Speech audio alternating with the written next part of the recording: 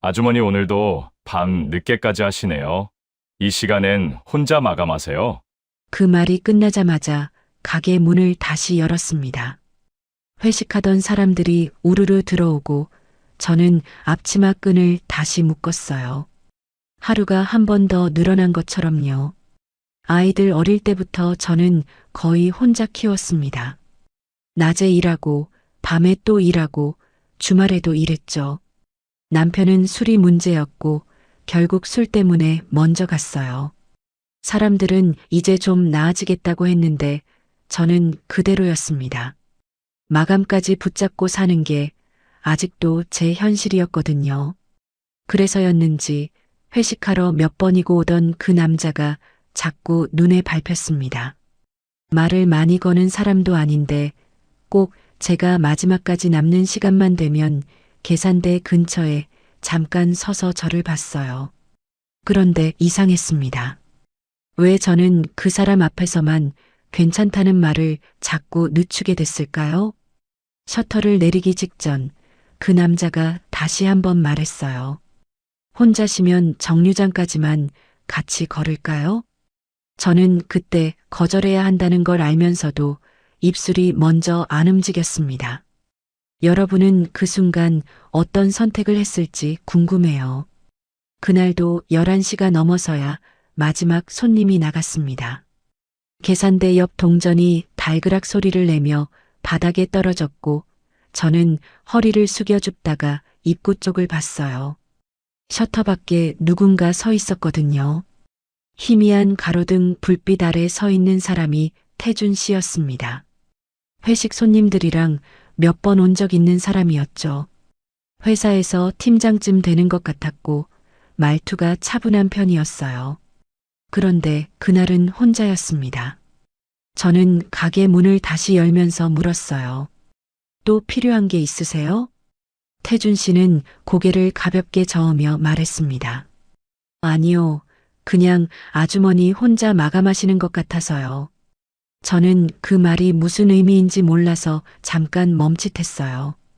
그냥 인사치레인가 싶었는데 태준 씨가 계산대 근처에 서서 조용히 가게 안을 둘러봤죠. 말을 더하는 것도 아니고 그렇다고 나가는 것도 아니었습니다. 저는 앞치마를 벗으면서 속으로 생각했어요. 이 사람 왜 이러지?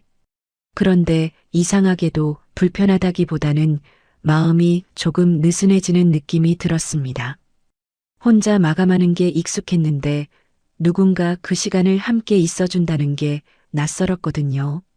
저는 계산대 서랍을 정리하면서 말했습니다. 손님, 저 이제 문 닫아야 해요. 태준 씨는 고개를 끄덕이며 밖으로 나갔어요. 저도 앞치마를 벗고 셔터를 내리려는데 그 사람이 가게 앞에서 한 발짝 떨어져 서 있더라고요. 담배를 피우는 것도 아니고 전화를 하는 것도 아니었습니다. 그냥 서 있었어요. 정류장까지만 같이 걸을까요? 저는 그 말을 듣고 손이 멈췄습니다. 셔터 손잡이를 잡은 채로 그냥 서 있었어요. 거절해야 한다는 건 알았는데 입이 떨어지지 않았죠. 사실 저는 그 순간 뭐라고 대답해야 할지 몰랐습니다. 결국 저는 아무 대답도 하지 않고 셔터를 끝까지 내렸습니다. 자물쇠를 채우는 소리가 철컥 울렸고 저는 가방을 들고 천천히 걸었어요. 태준 씨는 제 옆에서 말없이 따라왔죠. 정류장까지는 5분도 안 걸렸습니다. 그런데 그 짧은 시간이 이상하게 길게 느껴졌어요. 발소리만 2개 들렸고 저는 고개를 들지 못했죠. 밤 공기가 차가웠고 가로등 불빛이 길바닥을 희미하게 비추고 있었습니다. 정류장에 도착하자 태준 씨가 먼저 말했습니다. 집까지 무사히 들어가세요. 저는 고개만 끄덕였어요. 그리고 그 사람이 돌아서는 걸 보면서 속으로 생각했죠. 이러면 안 되는데. 혼자 산 지 오래됐고 남자랑 이렇게 걷는 것도 오랜만이었거든요. 그런데 싫지는 않았습니다. 오히려 마음 한구석이 조금 따뜻해지는 느낌이었어요. 버스를 기다리면서 저는 핸드폰을 꺼내 시간을 확인했습니다. 11시 45분이었고 집에 도착하면 자정이 넘을 거였어요. 매일 이런 시간에 집에 들어가는 게 익숙했지만 그날은 왠지 쓸쓸하게 느껴졌습니다. 다음 날도 그 다음 날도 저는 마감 시간이 되면 자꾸 입구 쪽을 봤습니다. 혹시 또 오는 건 아닐까 하는 마음이 제 안에 조금씩 자리 잡았거든요. 하지만 태준 씨는 나타나지 않았어요. 사흘째 되는 날 저는 속으로 생각했습니다. 그냥 그날 한 번이었던 거겠지. 그런데 그날 저녁이었습니다. 손님이 유난히 많았고 저는 계산대와 주방을 오가며 땀을 흘렸어요. 11시가 넘어서야 마지막 손님이 나갔고 저는 테이블을 닦으면서 허리를 폈습니다. 셔터를 내리고 돌아서는데 태준 씨가 또 그 자리에 서 있었어요. 이번에는 편의점 커피 2개를 들고 있었죠. 오늘도 늦으시네요. 저는 대답 대신 가볍게 웃었습니다. 그리고 이번엔 제가 먼저 걸었어요. 태준 씨는 말없이 따라왔고 우리는 정류장까지 또 함께 걸었죠. 정류장 벤치에 앉아서 태준 씨가 커피 한 캔을 제게 건넸습니다. 드세요. 저는 사양하려다가 받았어요. 캔이 차가웠고 손으로 감싸니 조금씩 온기가 느껴졌습니다. 우리는 한참 동안 말없이 앉아 있었습니다. 버스를 기다리는 사람이 몇 명 더 있었고 저는 커피를 한 모금 마셨어요. 달콤한 맛이 목을 타고 내려갔고 피곤했던 몸이 조금 풀리는 느낌이었죠. 태준 씨가 조심스럽게 물었습니다. 힘드시죠? 뭐가요? 매일 이렇게 늦게까지 일하는 거요. 저는 어깨를 한번 으쓱했어요. 익숙해요. 20년 넘게 이렇게 살았으니까요. 태준 씨는 고개를 끄덕이며 커피를 마셨습니다. 그리고 한참 후에 말했어요. 저도 오래 혼자 살았어요.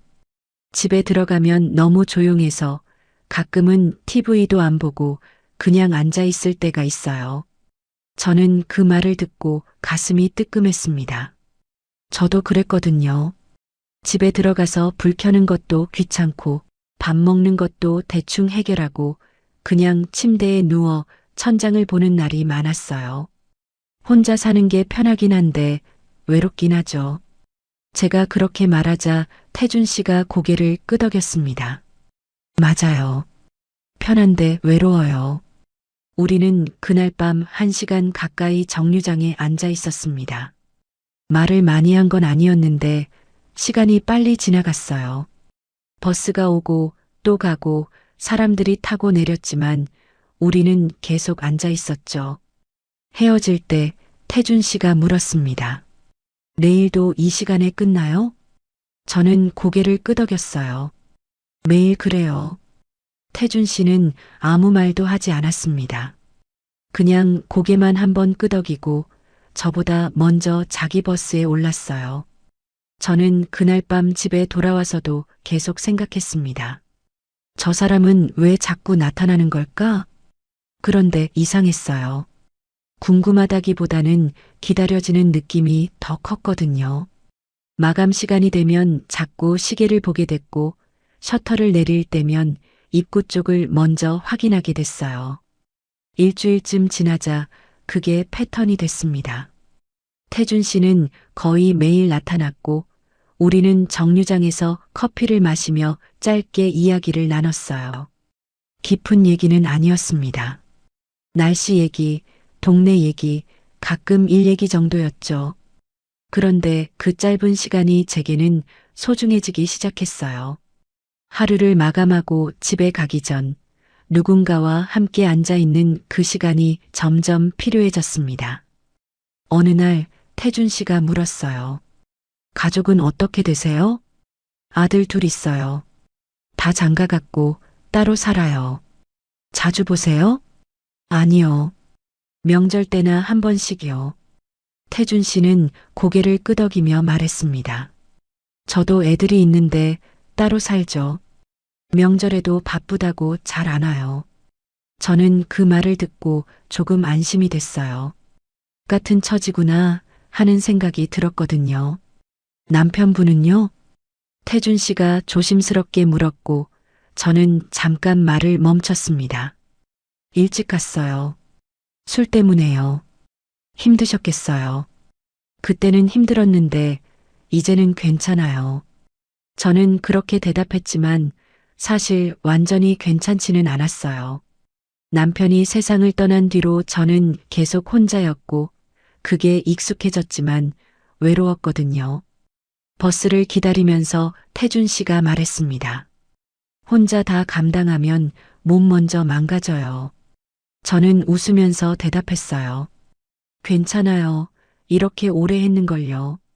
그런데 집에 돌아와서도 그 말이 자꾸 남았습니다. 혼자 다 감당하면 몸 먼저 망가진다. 저는 그날 밤 침대에 누워서 천장을 봤어요. 태준 씨가 제 생활을 걱정해 준 게 이상하게 마음에 걸렸거든요. 누군가 저를 봐준다는 느낌이 오랜만이었죠. 그날 이후로 태준 씨와 저는 조금씩 가까워졌습니다. 말을 많이 한 건 아니었지만 서로의 존재가 편해졌어요. 저는 마감 시간이 기다려졌고 태준 씨는 빠짐없이 나타났죠. 어느 날 비가 오는 저녁이었습니다. 손님이 없어서 일찍 마감할 수 있었는데 셔터를 내리는데 태준 씨가 우산을 쓰고 서 있었어요. 비 맞고 가시려고요? 저는 고개를 저었습니다. 괜찮아요. 금방 그칠 것 같아서요. 태준 씨는 우산을 제게 건넸습니다. 같이 쓰고 가요. 우리는 우산 하나를 함께 쓰고 정류장까지 걸었어요. 어깨가 닿을 듯 말 듯한 거리였고 빗소리가 우산 위에서 똑똑 울렸습니다. 정류장에 도착해서 태준 씨가 물었어요. 내일도 오면 될까요? 저는 대답 대신 가볍게 웃었습니다. 그리고 버스에 올라 창밖을 보면서 생각했죠. 나 지금 뭐 하는 거지? 그 뒤로 태준 씨는 거의 매일 나타났습니다. 회식이 없는 날도, 비가 오는 날도, 바람이 센 날도요. 저는 그게 우연이라고 생각하지 않았어요. 어느 날 저는 마감을 평소보다 30분 일찍 했습니다. 손님이 없어서 일찍 정리할 수 있었거든요. 그런데 셔터를 내리려는데 맞은편 편의점 앞에 태준 씨가 서 있었어요. 저는 그 모습을 보고 가슴이 철렁했습니다. 저 사람이 나를 기다린 거야? 태준 씨는 제가 나오는 걸 보고 천천히 걸어왔어요. 오늘은 일찍 끝나셨네요. 손님이 없어서요. 그럼 커피라도 한 잔 하실래요? 저는 고개를 끄덕였습니다. 이제는 거절하는 게 더 이상하게 느껴졌거든요. 우리는 편의점 앞 작은 테이블에 앉았어요. 태준 씨가 커피 2개를 사와서 하나를 제 앞에 놓았죠. 캔이 차가웠고 저는 손으로 감싸면서 조금씩 온기를 느꼈습니다. 평일 저녁 11시쯤이면 동네가 조용해졌어요. 가끔 차가 지나가고 편의점 형광등 불빛만 환했죠. 저는 커피를 마시면서 태준 씨를 힐끗 봤습니다. 태준 씨는 말이 많은 사람이 아니었어요. 그냥 조용히 앉아서 커피를 마시고 가끔 짧게 말을 건넸죠. 그런데 그 침묵이 불편하지 않았습니다. 오히려 편했어요. 일 오래 하셨죠? 태준 씨가 물었고 저는 고개를 끄덕였습니다. 23년쯤 됐어요. 아이들 어릴 때부터 했으니까요. 힘드셨겠어요. 뭐 익숙해요. 저는 그렇게 대답했지만 사실 힘들었어요. 밤늦게까지 일하고 주말도 없이 일하고 명절에도 가게를 열었죠. 그렇게 살아야 아이들을 키울 수 있었거든요. 태준 씨가 천천히 말했습니다. 저도 회사 다니면서 애들 키웠는데 쉽지 않더라고요. 근데 혼자 다 하시면 얼마나 힘들었겠어요. 저는 그 말을 듣고 가슴 한쪽이 뜨거워졌어요. 누군가 제 삶을 알아봐 준다는 느낌이 들었거든요. 괜찮았어요. 그렇게 살 수밖에 없었으니까요. 태준 씨는 고개를 끄덕이며 커피를 마셨습니다. 그리고 한참 후에 조심스럽게 말했어요. 근데 이제는 조금 쉬셔도 되지 않아요? 저는 그 말을 듣고 웃었습니다. 쉬는 게 뭔지 모르겠어요. 일하는 게 익숙해서요. 그래도 혼자 다 감당하면 몸 먼저 망가져요. 태준 씨가 또 그 말을 했을 때 저는 대답하지 못했어요. 맞는 말이었거든요. 요즘 허리도 아프고 무릎도 시큰거렸죠. 우리는 그날 밤 1시간 넘게 앉아 있었습니다. 말을 많이 한 건 아니었지만 시간이 빨리 지나갔어요. 편의점 주인이 의자를 정리하는 소리가 들렸고 저희는 일어났죠. 정류장까지 걸으면서 태준 씨가 말했습니다. 같이 있으면 편하네요. 저도 그렇게 느꼈어요. 태준 씨랑 있으면 말을 많이 하지 않아도 편했고 무언가를 설명해야 한다는 부담도 없었죠. 그날 밤 집에 돌아와서도 태준 씨 생각이 났습니다. 저 사람은 왜 나한테 이러는 걸까? 일주일이 더 지났습니다. 태준 씨는 변함없이 나타났고 우리는 매일 정류장에서 커피를 마시며 시간을 보냈어요. 이제는 제 하루 중에서 그 시간이 제일 좋았습니다. 어느 날 태준 씨가 평소와 다르게 말을 조심스럽게 꺼냈어요. 제가 이상한 말하는 것처럼 들릴 수도 있는데요. 저는 커피를 마시다 말고 태준 씨를 봤습니다. 혼자 사시는 거 힘드시죠? 뭐 그렇죠. 저도 혼자 살면서 많이 느꼈어요. 집에 들어가면 너무 조용하고 밥도 대충 먹게 되고 청소도 귀찮아지고요. 저는 고개를 끄덕였어요. 맞는 말이었거든요. 태준 씨가 잠깐 망설이다가 말했습니다. 같이 살면 아주머니가 좀 덜 힘들 것 같아서요. 저는 그 말을 듣고 숨이 멎었습니다. 커피캔을 든 손이 조금 떨렸고 저는 아무 대답도 하지 못했어요. 태준 씨는 제 반응을 보면서 급하게 말했죠. 갑자기 이상한 소리에서 죄송해요. 그냥 혼자 사는 게 서로 힘들 것 같아서요. 부담 갖지 마세요. 저는 고개를 들지 못하고 커피만 한 모금 마셨습니다. 목으로 넘어가는 게 차가웠고 머릿속은 복잡했죠. 같이 산다고? 그날 밤 저는 아무 대답도 하지 못하고 버스에 올랐어요. 집에 돌아와서 거울 앞에 섰습니다. 거울 속 제 얼굴은 피곤해 보였고 주름이 눈에 들어왔어요. 나 같은 사람이랑 같이 산다고? 그런데 한편으로는 마음 한구석이 흔들렸습니다. 혼자 사는 게 정말 힘들었거든요. 집에 들어가면 불 켜는 것도 귀찮고 밥 차려 먹는 것도 버거웠죠. 세탁기 돌리는 것도 청소하는 것도 다 혼자였어요. 며칠 동안 저는 태준 씨를 피했습니다. 마감을 서두르고 뒷문으로 나가고 정류장도 다른 곳으로 갔어요. 그런데 이상했습니다. 피하면 피할수록 자꾸 태준 씨 생각이 났거든요. 혼자 집에 앉아 있으면 태준 씨가 한 말이 계속 떠올랐어요. 같이 살면 덜 힘들 것 같아서요. 일주일쯤 지났을까요? 저는 결국 다시 평소 시간에 마감을 했습니다. 셔터를 내리고 돌아서는데 태준 씨가 또 그 자리에 서 있었어요. 요즘 안 보이셔서 걱정했어요. 저는 대답 대신 고개만 숙였습니다. 태준 씨는 말없이 제 옆을 걸으면서 편의점으로 갔고 커피 2개를 사왔어요. 우리는 또 작은 테이블에 앉았습니다. 태준 씨가 먼저 말했어요. 지난번에 제가 이상한 말 했죠. 부담 갖지 마세요. 그냥 혼자 사는 게 서로 힘드니까 그런 생각을 해봤어요. 저는 고개를 저었습니다. 아니에요.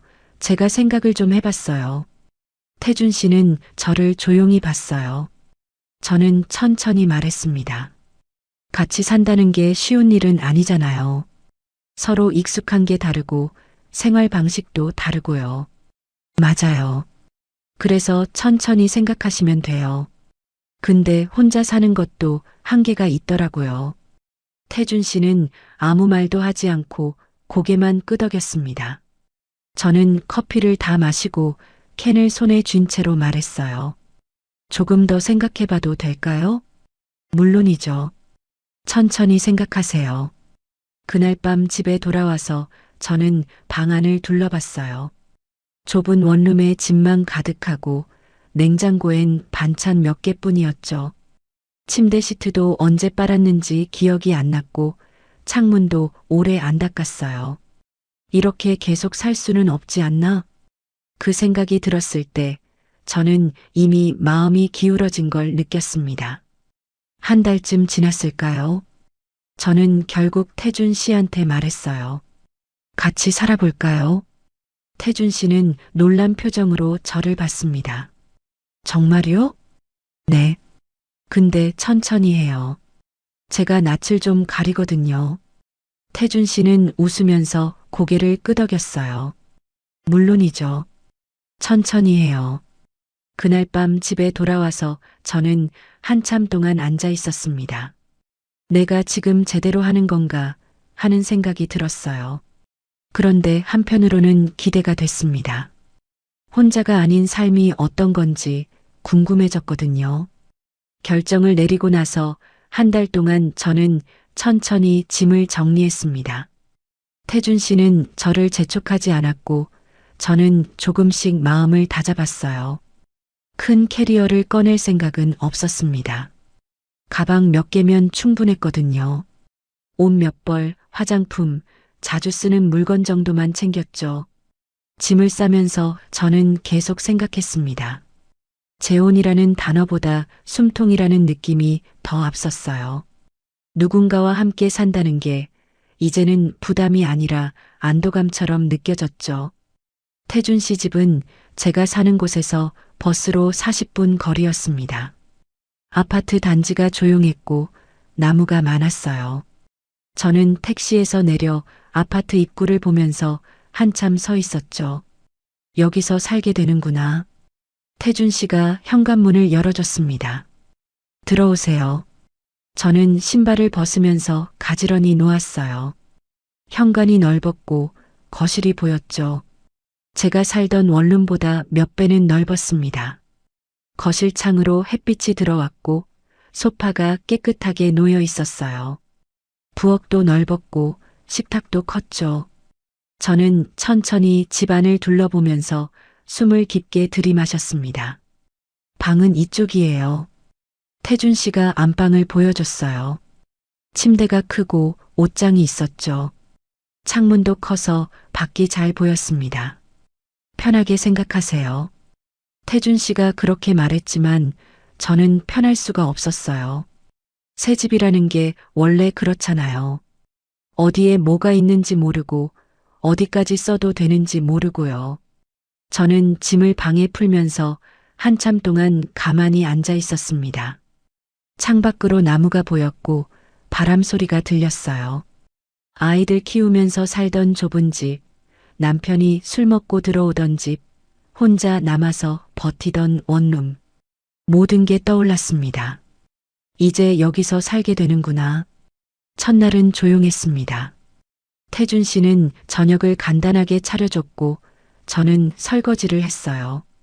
말은 많지 않았지만 그게 오히려 편했죠. 저녁을 먹고 나서 저는 거실 소파에 앉아 TV를 봤어요. 태준 씨는 옆에 앉아서 같이 뉴스를 봤죠. 말은 없었지만 함께 있다는 느낌이 나쁘지 않았습니다. 밤이 되자 저는 방으로 들어갔어요. 침대에 누우니 천장이 낯설었고 이불 냄새도 달랐죠. 잠이 쉽게 오지 않았습니다. 이틀째도 사흘째도 비슷했습니다. 저는 아침에 일어나서 간단하게 청소를 하고 낮에는 태준 씨가 출근한 사이 집안을 천천히 둘러봤어요. 냉장고 안에 뭐가 있는지, 선반에 뭐가 놓여 있는지 확인하면서 조금씩 익숙해졌죠. 태준 씨가 쓰던 컵, 접시, 수저들을 만지면서 이제 이것들이 내 것이기도 하구나 생각했습니다. 낮에 혼자 있을 때면 창밖을 자주 봤어요. 나무가 많아서 바람이 불 때마다 나뭇잎이 흔들렸고 새소리도 들렸죠. 원룸에서는 창밖에 다른 건물만 보였는데 여기는 달랐습니다. 태준 씨는 저녁 6시쯤 퇴근했어요. 저는 간단하게 저녁을 차렸고 같이 식사를 했죠. 오늘 뭐 하셨어요? 청소 좀 하고 TV 좀 봤어요. 힘들지 않으세요? 아니요, 괜찮아요. 대화는 짧았지만 불편하지 않았습니다. 일주일쯤 지나자 조금씩 익숙해졌어요. 어디에 뭐가 있는지 알게 됐고, 청소기는 어떻게 쓰는지, 세탁기는 어떻게 돌리는지 배웠죠. 태준 씨는 제가 필요한 걸 물어보면 천천히 알려줬어요. 그런데 일주일째 되던 날 저녁이었습니다. 저녁을 먹고 있는데 초인종이 울렸어요. 저는 태준 씨를 받고 태준 씨는 애들 왔나 보내라고 말했습니다. 저는 그 순간 숨이 멎었어요. 자식들? 태준 씨가 자식 얘기를 한 적은 있었지만 이렇게 갑자기 올 줄은 몰랐어요. 저는 급하게 식탁을 정리하려다가 손이 떨렸습니다. 태준 씨는 자연스럽게 현관으로 갔고 문을 열었습니다. 왔어? 아버지, 우리 왔어요. 오늘 저녁 먹었어요? 밝은 목소리가 들렸고 저는 자리에서 일어나지 못했어요. 태준 씨가 돌아오면서 저를 봤죠. 애들이에요. 인사하세요. 저는 고개를 숙이며 인사했습니다. 안녕하세요. 자식들은 딸 하나, 아들 하나였어요. 딸은 30대 중반쯤 돼 보였고 아들은 30 초반 정도였죠. 둘 다 저를 보는 눈빛이 차가웠습니다. 아버지, 저희 몰랐어요. 언제 같이 사시기로 하신 거예요? 딸이 그렇게 말하면서 거실로 들어갔습니다. 아들도 말없이 따라 들어갔고 저는 주방 쪽으로 조용히 물러났어요. 태준 씨가 애들한테 설명했습니다. 같이 살기로 했어. 혼자 사는 것도 힘들고 서로 도움이 될 것 같아서 그런 건 우리한테 먼저 얘기하셔야죠. 저희가 아버지 걱정되는데 딸이 그렇게 말하면서 냉장고 문을 열었어요. 물 한 병을 꺼내서 마시면서 저를 힐끗 봤죠. 저는 그 시선을 피하면서 설거지를 시작했습니다. 물소리가 크게 들렸고 제 손이 떨렸어요. 아들이 거실 소파에 앉으면서 리모컨을 집어들었습니다. 아버지, 이번 주말에 또 올 거예요. 애들 데리고요. 그래, 그렇게 해. 태준 씨는 아무렇지 않게 대답했고 저는 설거지를 끝내고 방으로 들어갔어요. 문을 닫는 순간 가슴이 답답했습니다. 아, 이렇게 되는구나. 딸이 큰 소리로 말하는 게 방 안까지 들렸어요. 아버지, 집 깨끗하네요. 그래도 저희가 자주 와서 확인할게요. 괜찮아. 미선 씨가 잘 챙겨줘. 그래도요. 저희는 아버지 걱정돼요. 저는 침대에 앉아서 귀를 막고 싶었습니다. 1시간쯤 지나서 애들이 돌아갔어요. 저는 방 안에서 나가지 않았고 태준 씨가 문을 두드렸죠. 미선 씨, 괜찮아요? 네, 괜찮아요. 저는 대답했지만 괜찮지 않았습니다. 자식들 눈빛이 자꾸 떠올랐고 제가 여기 있으면 안 될 것 같은 느낌이 들었거든요. 다음 날 아침 태준 씨가 출근하고 저는 혼자 집에 남았습니다. 청소를 하면서 계속 생각했어요. 여기가 내 집이 맞나? 그런데 이상했습니다. 청소를 해도 밥을 해도 제 집 같은 느낌이 들지 않았어요. 자꾸 눈치가 보였고 어디까지 건드려도 되는지 확신이 없었죠. 주말이 됐습니다. 태준 씨 자식들이 또 왔고 이번에는 손주까지 데려왔어요. 5살쯤 된 아이가 거실을 뛰어다니고 딸은 부엌 서랍을 열어 과자를 꺼냈죠. 저는 주방에서 과일을 깎았습니다. 손주가 소파에서 뛰어내리는 소리가 들렸고 딸이 조심해, 할아버지 집인데라고 말했어요. 그 말을 들으면서 저는 생각했습니다. 할아버지 집이지, 내 집은 아니구나. 오후쯤 딸이 주방으로 들어오면서 물었어요. 아버지 좀 어때요? 편하게 지내세요? 네, 잘 지내세요. 그런데 우리는 좀 불편해요. 저는 칼을 든 손을 멈췄습니다. 딸이 제 얼굴을 보면서 천천히 말했어요. 우리 가족인데 갑자기 낯선 사람이 있으면 불편하잖아요. 저희도 자주 오는데 신경 쓰이거든요. 그 말이 제 가슴에 꽂혔습니다. 저는 대답하지 못하고 과일만 계속 깎았어요. 사과 껍질이 길게 벗겨졌고 칼 쥔 손에 힘이 들어갔죠. 딸이 나가고 저는 혼자 주방에 서서 한참을 멍하니 있었습니다. 외부인이구나, 나는.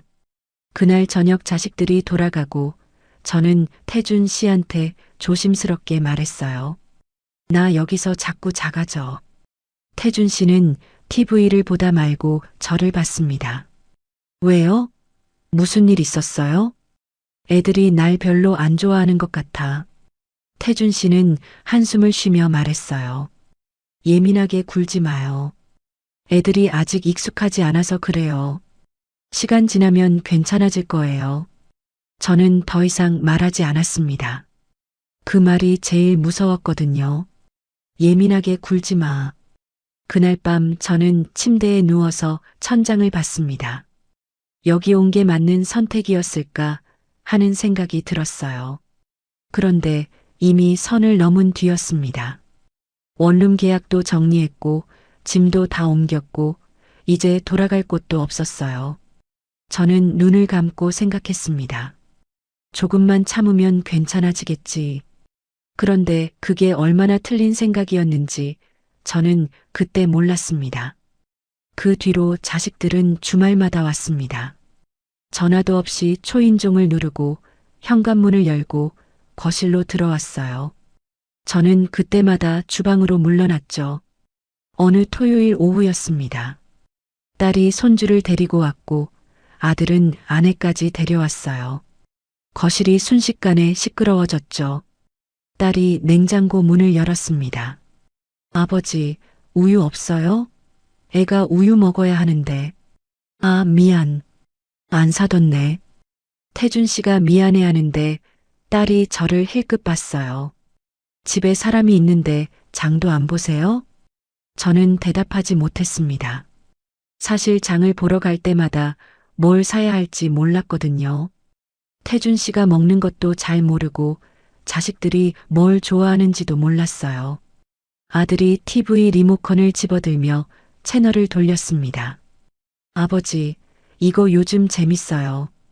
같이 봐요. 태준 씨는 소파에 앉아서 TV를 봤고 저는 주방에서 과일을 깎았어요. 손주가 할머니, 나 사과 싫어라고 말했지만 저는 할머니가 아니었죠. 그냥 아저씨 집에 사는 아줌마였습니다. 오후 내내 자식들은 집안을 자기 집처럼 돌아다녔어요. 냉장고를 열어 음료수를 꺼내고 과자 서랍을 뒤지고 화장실을 쓰고 방문을 열어 안을 들여다봤죠. 딸이 안방문을 열더니 저를 봤습니다. 아버지, 방 정리가 안 돼 있네요. 괜찮아. 그냥 내버려둬. 그래도요. 저희가 올 때는 깨끗해야 하는 거 아니에요? 저는 그 말을 듣고 가슴이 답답했어요. 방 정리를 안 한 게 아니라 제가 어디까지 건드려야 할지 몰라서 조심하고 있었거든요. 저녁 시간이 됐습니다. 딸이 아버지, 우리 저녁 먹고 갈게요 하면서 주방으로 왔어요. 뭐 있어요? 저는 냉장고를 열어 보여줬습니다. 된장찌개 끓일 수 있어요. 에이, 그건 좀 우리 치킨 시켜 먹어요. 딸이 그렇게 말하고 전화로 치킨을 주문했어요. 3만 원짜리 2마리를 시켰고 태준 씨가 돈을 냈죠. 치킨이 오고 다들 거실 식탁에 둘러앉았습니다. 저는 자리가 없어서 주방 의자에 앉았어요. 아무도 저를 부르지 않았고 저도 나서지 않았죠. 아버지, 이거 맛있네요. 다음에 또 시켜 먹어요.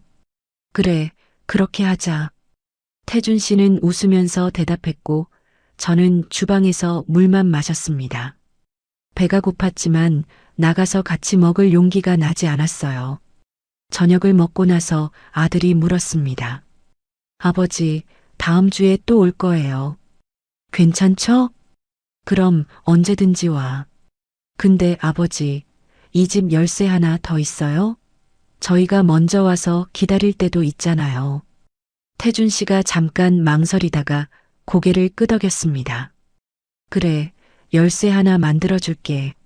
저는 그 말을 듣고 숨이 막혔어요. 자식들이 열쇠를 가지면 언제든 들어올 수 있다는 뜻이었거든요. 저녁 8시쯤 자식들이 돌아갔습니다. 거실에 치킨 뼈와 콜라 캔이 어질러져 있었고 저는 말없이 치웠어요. 태준 씨는 소파에 앉아서 TV를 보고 있었죠. 미선 씨, 오늘 수고했어요. 저는 대답하지 않았습니다. 수고한 게 뭐가 있나 싶었어요. 그냥 구석에서 눈치만 보다가 뒷정리만 했을 뿐이었죠. 다음 주에도 자식들이 왔습니다. 이번에는 딸이 친구까지 데려왔어요. 아버지, 제 친구예요. 인사해요.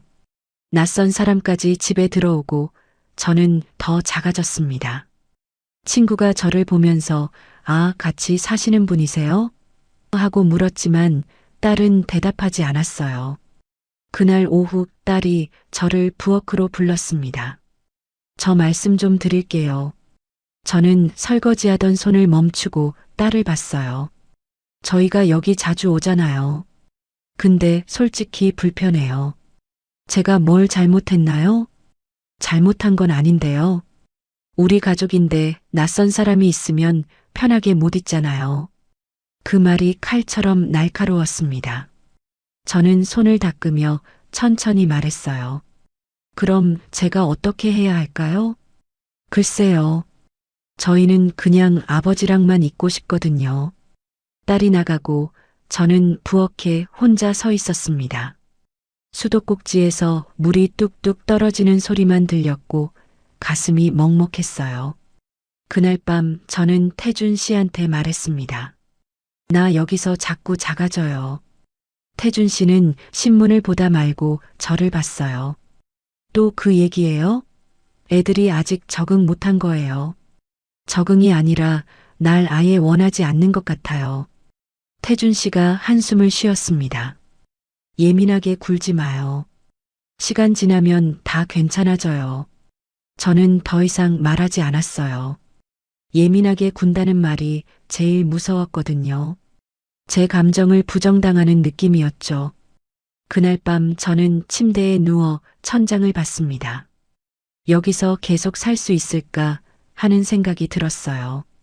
거실은 넓은데 제자리는 어디에도 없었거든요. 다음 날 아침 태준 씨가 출근하고 저는 혼자 청소를 했습니다. 거실 소파 쿠션을 털고 바닥을 닦고 창문을 닦았어요. 그런데 아무리 닦아도 이 집이 제 집 같지 않았습니다. 점심때쯤 초인종이 울렸습니다. 저는 놀라서 현관으로 갔고 문을 열었어요. 딸이 서 있었죠. 아버지 안 계세요? 출근하셨어요. 아, 그럼 제가 잠깐 들어가도 돼요? 놓고 간 게 있어서요. 딸은 제 대답을 기다리지 않고 안으로 들어왔습니다. 거실을 지나 안방으로 갔고 뭔가를 찾더니 나왔어요. 찾았어요. 그럼 저 갈게요.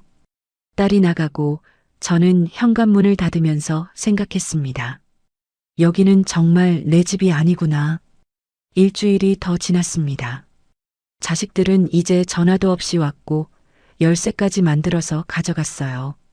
어느 날은 제가 샤워하는 사이에 들어와 있었죠. 거실에 나가니 아들이 냉장고에서 맥주를 꺼내 마시고 있었어요. 아, 계셨어요? 아버지 어디 가셨어요? 산책 나가셨어요. 그렇구나. 전 맥주 좀 마시고 갈게요. 아들은 소파에 앉아서 TV를 켰고 저는 방으로 들어갔습니다. 문을 닫고 침대에 앉아서 한참을 멍하니 있었어요. 나는 여기서 뭐지? 저녁에 태준 씨가 돌아왔습니다. 저는 조심스럽게 말했어요. 애들이 너무 자주 와요. 그리고 열쇠까지 있으니까 언제 올지도 모르겠어요. 태준 씨는 어깨를 으쓱했습니다. 원래 그래요. 애들이니까. 근데 저는 불편해요. 미선 씨가 적응해야죠. 애들은 원래 이 집 식구니까요. 그 말을 듣는 순간 저는 알았습니다. 제가 아무리 여기 살아도 저는 식구가 아니라는 걸요. 밤에 혼자 앉아 있는데 눈물이 났습니다. 원룸에서 혼자 살 때가 오히려 나았어요. 좁아도 제 공간이었고 눈치 볼 사람도 없었거든요. 그런데 여기서는 달랐습니다. 넓은 집에 살지만 제 자리는 어디에도 없었어요. 다음 날 딸이 또 왔습니다. 이번에는 손주 옷을 가지고 왔더라고요. 아버지, 애 옷 여기 좀 둬도 돼요? 올 때마다 편하게 갈아입히려고요. 태준 씨는 그래, 나더라고 했고, 딸은 안방 옷장을 열었습니다. 제 옷 옆에 아이 옷을 걸더라고요. 저는 그 모습을 보면서 가슴이 무너졌습니다. 이제 옷장마저 제 것이 아니구나 하는 생각이 들었어요. 그날 밤 저는 태준 씨한테 다시 말했습니다. 나 정말 힘들어요. 여기서 살 수가 없을 것 같아요. 태준 씨는 짜증을 냈습니다. 또 그 소리예요? 얼마나 더 예민하게 굴 거예요? 애들은 원래 그래요. 이해 좀 해요. 저는 더 이상 아무 말도 하지 않았습니다. 이해받을 수 없다는 걸 알았거든요. 그날 밤 저는 가방을 꺼내 짐을 싸기 시작했습니다. 조용히 천천히요. 태준 씨는 거실에서 TV를 보고 있었고 제가 뭘 하는지 몰랐어요. 다음 날 아침 저는 태준 씨한테 말했습니다. 전화 갈게요. 태준 씨는 놀란 표정으로 저를 봤어요. 갑자기 왜요? 갑자기가 아니에요. 계속 말했잖아요. 그래도 조금만 더 있어봐요. 애들도 익숙해질 거예요. 저는 고개를 저었습니다. 이미 마음은 정해져 있었어요. 태준 씨는 그날 밤 저를 달랬습니다. 거실 소파에 나란히 앉아서 처음으로 제 손을 잡았어요. 미안해요. 제가 애들한테 말을 안 해서 그래요. 저는 대답하지 않고 창밖만 봤습니다.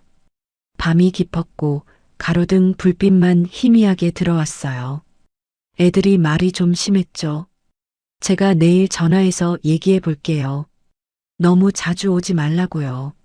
저는 그 말을 듣고 조금 마음이 흔들렸습니다. 그래도 내 편이 있구나. 태준 씨가 계속 말했어요. 미선 씨, 조금만 참아요. 시간 지나면 애들도 이해할 거예요. 우리 좀 더 노력해봐요. 저는 고개를 끄덕였습니다. 사실 나갈 곳도 마땅치 않았고 다시 혼자 사는 게 두렵기도 했거든요. 알았어요. 조금만 더 있어 볼게요. 태준 씨는 안도하는 표정으로 웃었습니다. 고마워요. 제가 잘할게요. 그날 밤 저는 침대에 누워 생각했어요. 괜찮아질 거야. 조금만 더 견디면. 다음 날 아침 태준 씨는 출근하면서 말했습니다. 오늘 딸한테 전화해 볼게요. 걱정 마요. 저는 고개를 끄덕이며 배웅했어요. 문이 닫히고 저는 혼자 남았습니다. 점심때쯤 청소를 하고 있는데 초인종이 울렸어요. 저는 현관으로 갔고 인터폰을 확인했죠. 딸이었습니다. 문을 열자 딸이 얼굴을 찌푸리며 들어왔어요. 아버지 계세요? 출근하셨어요. 아, 그래요. 근데 제가 드릴 말씀이 있어서요. 딸은 거실로 들어가 소파에 앉았습니다. 저는 맞은편에 조심스럽게 앉았어요. 아버지한테 전화 왔더라고요. 저희 보고 너무 자주 오지 말래요. 저는 아무 말도 하지 못했습니다. 딸이 저를 똑바로 보면서 말했어요. 솔직히 말씀드릴게요. 저희는 여기 올 때마다 불편해요. 우리 엄마도 아닌 사람이 여기 있으니까요. 저도 불편해요. 제가 그렇게 말하자 딸이 코웃음을 쳤습니다. 불편하면 왜 여기 있어요? 나가시면 되잖아요. 그 말이 가슴에 박혔습니다. 저는 숨을 깊게 들이마시며 말했어요. 태준 씨랑 같이 살기로 해서 왔어요. 그건 아버지 혼자 결정하신 거잖아요. 저희는 동의한 적 없어요. 딸이 일어서면서 냉장고로 갔습니다. 문을 열더니 안을 들여다보고 뭔가를 꺼냈어요. 이거 제가 지난주에 사다 놓은 건데 왜 없어졌어요? 제가 먹었어요. 냉장고에 있길래 버리기 전에 먹어야 할 것 같아서요. 버리기 전에요? 이거 유통기한 한참 남았는데요? 저는 당황해서 말했습니다. 죄송해요. 몰랐어요. 아니, 여기 사는 사람이 냉장고에 뭐가 있는지도 몰라요? 그리고 이건 저희 거예요. 함부로 먹으면 어떡해요? 딸의 목소리가 점점 커졌습니다. 저는 일어서서 고개를 숙였어요. 정말 죄송해요. 앞으로는 안 그럴게요. 앞으로요? 앞으로도 계속 여기 계실 거예요? 저는 대답하지 못했습니다. 딸은 한숨을 쉬며 가방을 들었어요. 아버지한테 말씀드릴게요. 저희는 정말 불편하다고요. 딸이 나가고 저는 거실에 주저앉았습니다. 손이 떨렸고 숨이 가빠졌어요. 저녁에 태준 씨가 돌아왔습니다. 현관문을 열자마자 표정이 굳어 있었어요. 딸한테 전화 왔어요. 저는 고개를 숙였습니다. 냉장고에 있던 반찬 먹었다고요? 그게 애 거였대요. 몰랐어요. 유통기한 확인하다가 먹어야 할 것 같아서. 그래도 물어보고 먹어야죠. 태준 씨의 목소리가 차갑게 식었습니다. 저는 가슴이 철렁했어요. 죄송해요. 다음부터 조심할게요. 그게 문제가 아니에요. 애들이 화났어요. 자기네 엄마도 아닌 사람이 자기네 물건을 함부로 만진다고요. 저는 그 말을 듣고 숨이 막혔습니다. 그럼 제가 어떻게 해야 해요? 냉장고도 못 열어요? 그게 아니라 조심해야죠. 애들 물건은 건드리지 말고요. 저는 더 이상 말하지 않았습니다. 무슨 말을 해도 소용없다는 걸 알았거든요. 다음 날 아들이 왔습니다. 이번에는 아내까지 데려왔고 둘이 거실에 앉아서 저를 봤어요. 저희가 할 말이 있어요. 아들 며느리가 말했습니다. 사실 저희는 처음부터 반대였어요. 아버님이 재혼하시는 거요. 저는 손을 꼭 쥐고 들었습니다. 근데 아버님이 하신다니까 어쩔 수 없이 인정했죠. 그래도 저희 입장도 생각해 주셨으면 좋겠어요. 무슨 입장이요?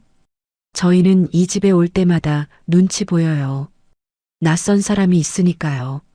그리고 솔직히 저희 친정 쪽에서도 좋게 안 봐요. 며느리의 말이 칼날처럼 날카로웠습니다. 저는 가슴이 아파서 숨쉬기가 힘들었어요. 아들이 덧붙였습니다. 저희가 원하는 건 간단해요. 저희가 올 때는 좀 피해 주세요. 아버지랑만 시간을 보내고 싶거든요. 피하라고요? 네. 방에 계시거나 밖에 나가시거나요. 저는 그 말을 듣고 눈물이 날 것 같았어요. 하지만 참았습니다. 알겠어요. 저는 그렇게 대답하고 방으로 들어갔습니다. 문을 닫고 침대에 앉아서 한참을 그냥 앉아 있었어요. 저녁에 태준 씨가 들어왔습니다. 애들이 한 말 들었어요? 네. 미안해요. 근데 애들 말도 일리가 있어요. 저는 태준 씨를 봤습니다. 믿을 수가 없었어요. 당신도 그렇게 생각해요? 그게 애들 입장도 이해해줘야죠. 갑자기 낯선 사람이 생기면 불편할 수도 있잖아요. 저는 낯선 사람이에요? 태준 씨는 대답하지 않았습니다. 그냥 한숨만 쉬었죠. 미선 씨, 그냥 사과해요. 냉장고 건도 그렇고 애들한테 미안하다고 해요. 크게 만들지 말아요. 저는 그 말을 듣는 순간 모든 게 무너졌습니다. 사과하라고? 제가 뭘 잘못했나요? 냉장고에 있던 음식을 먹은 게 잘못인가요? 이 집에 사는 게 잘못인가요? 저는 태준 씨를 보면서 천천히 말했어요. 당신은 제 편이 아니네요. 그게 아니라, 그랬어요. 알았어요. 저는 방 밖으로 나가 현관으로 향했습니다. 가방을 들고 신발을 신었어요. 어디 가요? 잠깐 바람 쐬고 올게요. 저는 문을 열고 나갔습니다. 현관 손잡이가 차가웠고 그 차가움이 제 손에서 온몸으로 퍼졌어요. 계단을 내려가면서 눈물이 났습니다. 이제 알았어요. 여기는 제가 있을 곳이 아니라는 걸요. 그날 밤 저는 돌아가지 않았습니다. 근처 장기 모텔을 찾아가서 하룻밤 묵을 수 있냐고 물었어요. 일주일 단위로 끊으시면 싸요. 일주일로 할게요. 저는 카드를 내밀고 방 열쇠를 받았습니다. 3층 끝방이었고 복도가 좁고 어두웠어요. 방문을 열고 들어가니 작은 공간이 나왔습니다. 침대 하나, 작은 책상 하나, 옷걸이 몇 개가 전부였죠. 창문도 작았고 밖이 잘 안 보였어요. 저는 가방을 내려놓고 침대에 앉았습니다. 문을 잠그는 소리가 철컥 울렸고 그제야 숨이 조금 돌아왔어요. 핸드폰이 울렸습니다. 태준 씨였죠. 어디예요? 왜 안 들어와요? 밖에 있어요. 밖이 어디예요? 들어와요. 얘기해요. 얘기할 거 없어요. 저는 전화를 끊었습니다. 다시 울렸지만 받지 않았어요. 혼자 앉아서 방 안을 둘러봤습니다. 좁았지만 마음은 편했어요. 아무도 저를 쫓아내지 않고 눈치 볼 사람도 없었거든요. 다음 날 아침 저는 근처 편의점에서 빵과 우유를 샀습니다. 모텔 방으로 돌아와서 작은 책상에 앉아 먹었어요. 빵이 목에 걸렸지만 천천히 삼켰죠. 핸드폰에 문자가 왔습니다. 태준 씨였어요. 미선 씨, 들어와요. 애들한테 제가 말했어요. 다시는 그러지 말라고요. 우리 다시 시작해봐요. 저는 그 문자를 읽고 한참을 생각했습니다. 다시 시작한다고 뭐가 달라질까? 오후쯤 태준 씨한테서 전화가 왔어요. 이번에는 받았습니다. 미선 씨, 어디예요? 만나서 얘기해요. 근처 카페에서 만나요. 저는 주소를 보냈고 1시간 후에 카페로 갔습니다. 태준 씨가 먼저 와 있었어요. 미선 씨. 태준 씨가 말을 시작하려는데 저는 손을 들어 막았습니다. 제가 먼저 말할게요. 태준 씨는 고개를 끄덕였어요. 저는 천천히 또박또박 말했습니다. 저는 사람으로 살고 싶어서 나왔어요. 태준 씨는 어리둥절한 표정으로 저를 봤습니다. 무슨 말이에요? 거기서 저는 사람이 아니었어요. 애들 눈치 보고, 당신 눈치 보고, 냉장고 하나 열 때도 조심하고, 거실에 앉을 때도 눈치 보고요. 그건 애들이 적응할 시간이 필요해서 적응이 아니에요. 저를 원하지 않는 거예요. 당신 애들도 당신도요. 태준 씨는 고개를 저었습니다. 아니에요. 저는 미선 씨를 원해요. 그럼 왜 애들 편을 들었어요? 왜 저보고 사과하래요? 왜 제 말은 안 들으시고 예민하게 굴지 말래요? 태준 씨는 대답하지 못했습니다. 저는 가방에서 열쇠를 꺼냈어요. 집 열쇠였죠. 이거 돌려드릴게요. 미선 씨, 다시 생각해봐요. 제가 잘못했어요. 앞으로 잘할게요. 당신은 잘못한 게 없어요. 그냥 우리가 안 맞는 거예요. 저는 테이블 위에 열쇠를 놓고 일어섰습니다. 태준 씨가 제 손을 잡았어요. 애들이 문제라면 제가 말할게요. 다시는 그러지 말라고요. 저는 고개를 저었습니다. 애들은 계속 그럴 거예요. 그리고 당신은 계속 애들 편을 들 거예요. 그게 당연한 거고요. 그럼 어떻게 해요? 그냥 이렇게 끝내요? 네. 여기서 끝이에요. 저는 손을 빼고 카페를 나왔습니다. 뒤에서 태준 씨가 뭐라고 말하는 소리가 들렸지만 돌아보지 않았어요. 모텔로 돌아와서 저는 침대에 누웠습니다. 천장을 보면서 한참을 그냥 누워 있었어요. 눈물이 날 것 같았지만 나오지 않았습니다. 다음 날 저는 일자리를 알아보기 시작했어요. 예전에 일하던 가게 사장님한테 전화했죠. 사장님, 저예요. 혹시 자리 있으세요? 미선 씨? 오, 언제 일 시작할 수 있어요? 내일부터요. 좋아요. 내일 나와요. 전화를 끊고 저는 작은 메모지를 꺼냈습니다. 거기에 제 일정을 적었어요. 내일부터 일 시작. 한 달 후 원룸 알아보기. 천천히 다시 시작. 메모지를 책상 위에 놓고 저는 편의점으로 갔습니다. 조각 케이크 하나를 샀어요. 딸기 케이크였죠.